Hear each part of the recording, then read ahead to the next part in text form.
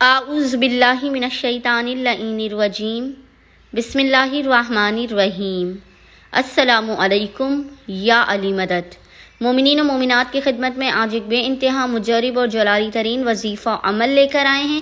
اس وظیفہ عمل کو مومنین نے خصوصی طور پر آج یعنی ماہ سفر کے تیسرے ہفتے والے دن، آج یعنی 3rd سیٹرڈے آف ماہ سفر کے پورے دن میں کسی بھی وقت نصف شب تک کر لینا ہے۔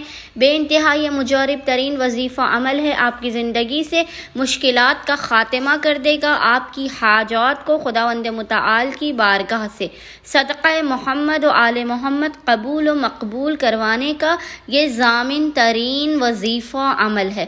عمل مکمل ہونے سے پہلے خداوند متعال آپ کی حاجات کو اپنی بارگاہ میں قبول و مقبول کر دے گا۔ آپ اس وظیفے و عمل کو کریں گے، خداوند متعال آپ کے رزق و روزی میں بے پناہ برکت عطا کرے گا، اس قدر عطا کرے گا کہ جو آپ کے وہم و گمان میں بھی نہ ہوگا۔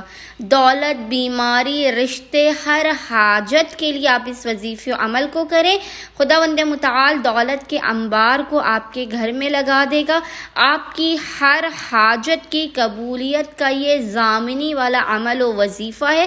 بس مومنین نے کرنا یہ ہے کہ آج یعنی ماہ سفر کے تیسرے ہفتے والے پورے دن میں کسی بھی وقت جب بھی آپ کو فرصت کے لمحات ملے، آپ نے اس وظیفے عمل کو کرنا ہے۔ عمل کرنے سے پہلے آپ نے باوضو ہونا ہے۔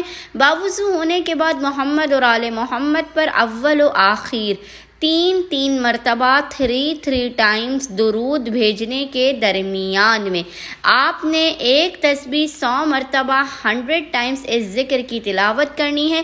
ذکر آپ کو انشاءاللہ تعالی اسکرین پر لکھا ہوا نظر آ رہا ہوگا، اور وہ ذکر ہے ان اللہ علی کل شیء قدیر، ان اللہ علی کل شیء قدیر۔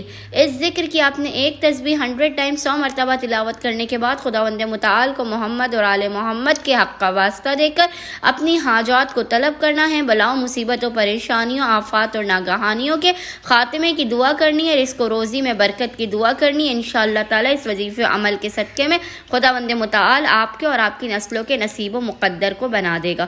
اللہم صلی علی محمد و آل محمد وعجل فرجہم اجمعین۔